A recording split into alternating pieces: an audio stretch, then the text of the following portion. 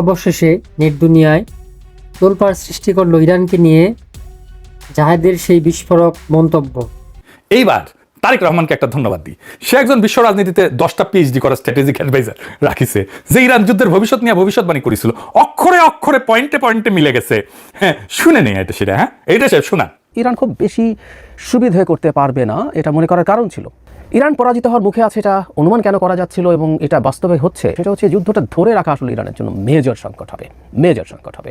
কিন্তু ইরান এই চাপটা মোটামুটি নিশ্চিত যে ধরে রাখতে পারছে না। তাহলে ইরান কি সাস্টেইন করতে পারবে? উত্তর হচ্ছে পারবে না। এটা পারার কথা ছিল না। যে রেজিম তাদের আছে, এই রেজিমটা তাদের সব রকম বিকাশকে রুদ্ধ করে বলে আমি মনে করি। কিন্তু রাশিয়াও কি ইরানকে কোনো অস্ত্র সাহায্য করবে? আমার মনে হয় না। চায়নাও কি করবে? আমার মনে হয় না। চায়না এই যুদ্ধে অন্তত অস্ত্র দিয়ে ইরানকে সাহায্য করবে মনে করার কারণ নেই। কিন্তু ইরান এটা আসলে আর বেশি দিন চালাতে পারবে না। ইনফ্যাক্ট একটা হিসেবে দেখা গেছে যে আস্তে আস্তে ইরানের মিসাইল লঞ্চিং কমছে, আর ইরান খুব বেশি দিন মানে যুদ্ধটা চালিয়ে যেতে পারবে না, এটা মোটামুটি নিশ্চিতভাবে বলা যায়। হঠাৎ কিছু মিসাইল অ্যাটাক করবে। এই মুহূর্তে বলা যায় ইরান বেশ সংকটে আছে এবং সে খুব বেশি আগাতে পারবে না। ইরানের রেজিম খুব বড় চাপের মুখে আছে, সেই রেজিমের পতন হওয়ার সম্ভাবনাও খানিকটা আছে, অনেক এখনো দেখছি না, কিন্তু সম্ভাবনা উড়িয়ে দেওয়া যাবে না। শুনিছেন, মিলিছে না? ওরে তো ইলন মাস্ক টোকাই নিতে গেছিল, পারে নাই, খপ করে তারেক রহমান তার উপদেষ্টা বানাই দিচ্ছে। ইনকা স্ট্র্যাটেজিক উপদেষ্টা থাকলে হাঙ্কেরে আর কোনো চিন্তা নাই। যাই হোক, আজকের দিনটা নোট করে রাখেন।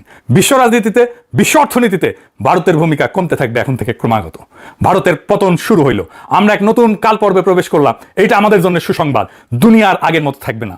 আমরা যেই দুনিয়ার স্বপ্ন দেখি সেই দুনিয়া তৈরি হওয়া শুরু হলো। আপনাদের অভিনন্দন, এই বিজয় আপনাদের।